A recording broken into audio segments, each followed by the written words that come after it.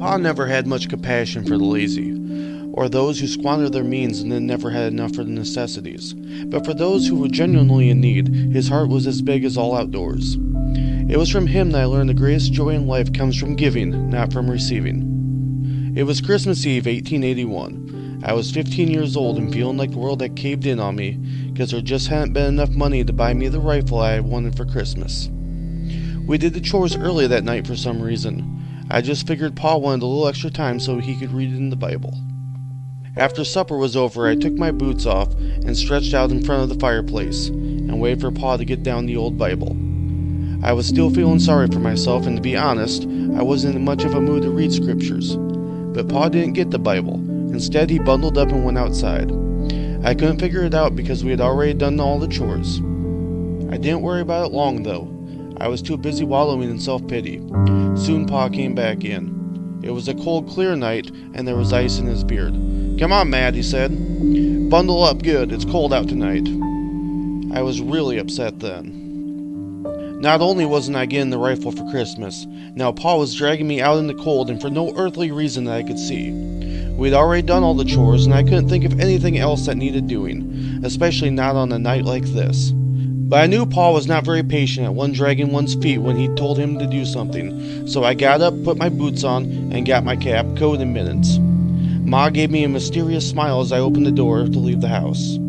Something was up, but I didn't know what. Outside, I became even more dismayed. There in front of the house was the work team already hitched to the big sled. Whatever it is we were going to do, it wasn't going to be a short, quick little job. I could tell. We never hitched up the sled unless we were going to haul a big load. Pa was already up on the seat, reins in hand. I reluctantly climbed up beside him. The cold was already biting me. I wasn't happy. When I was on, Pa pulled the sled around the house and stopped in front of the woodshed. He got off and I followed. "I think we'll put on the high sideboards," he said. "Here, help me." The high sideboards? It had been a bigger job than I wanted to do with just the low sideboards on. But whatever it was we were going to do, it would be a lot bigger with the high sideboards on.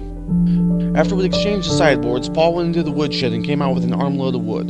The wood I'd spent all summer hauling down the mountain, and then all fall sawing into blocks and splitting. What was he doing? Finally I said something. "Pa?" I asked. "What are you doing?" "You been by the widow Jensen's lately?" he asked. The widow Jensen lived about 2 miles down the road. Her husband had died a year or so before, and left her with 3 children, the oldest being 8. "Sure, I've been by, but so what?" "I rode by just today," Pa said. "Little Jakey was out digging around the woodpile, trying to find a few chips. They're out of wood, Matt." That was all he said, and he turned and he went back into the woodshed for another armload of wood. I followed him. We loaded the sleigh so high I began to wonder if the horses would be able to pull it. Finally, Pa called a halt to our loading. Then we went down to the smokehouse, and Pa took down a big ham and a side of bacon. He handed them to me and told me to put them in the sled and wait. When he returned, he was carrying a sack of flour over his right shoulder and a smaller sack of something in his left hand. "What's in the little sack?" I asked. "Shoes. They're out of shoes. Little Jakey just had gunny sacks wrapped around his feet when he was out in the woodpile this morning. I got the children a little candy too. It just wouldn't be Christmas without a little candy." We rode the 2 miles to Widow Jensen's pretty much in silence. I tried to think through what Pa was doing. We didn't have much by worldly standards. Of course, we did have a big woodpile, though most of what was left now was still in the form of logs that I would have to saw into blocks and split before we could use it. We also had meat and flour, so we could spare that. But I knew we really didn't have any money, so why was Pa buying them shoes and candy? Really, why was he doing any of this? Widow Jensen had closer neighbors than us. It shouldn't have been our concern. We came in from the blind side of the Jensen house and unloaded the wood as quietly as possible. Then we took the meat and flour and the shoes to the door. We knocked. The door opened a crack and a timid voice said, "Who is it?" "Lucas Miles, ma'am, and my son, Matt. Can we come in for a bit?" Widow Jensen opened the door and let us in. She had a blanket wrapped around her shoulders. The children were wrapped in another and were sitting in front of the fireplace by a very small fire that hardly gave off any heat at all. Widow Jensen fumbled with a match and finally lit the lamp.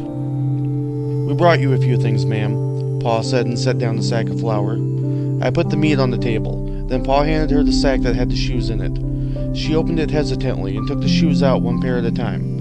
There was a pair for her and one for each of her children. Sturdy shoes, the best, shoes that would last. I watched her carefully. She bit her lower lip to keep it from trembling, and then tears filled her eyes and started running down her cheeks. She looked up at Paul like she wanted to say something, but it wouldn't come out. "We brought a load of wood too, ma'am," Paul said. He turned to me and said, "Matt, go bring in enough to last a while.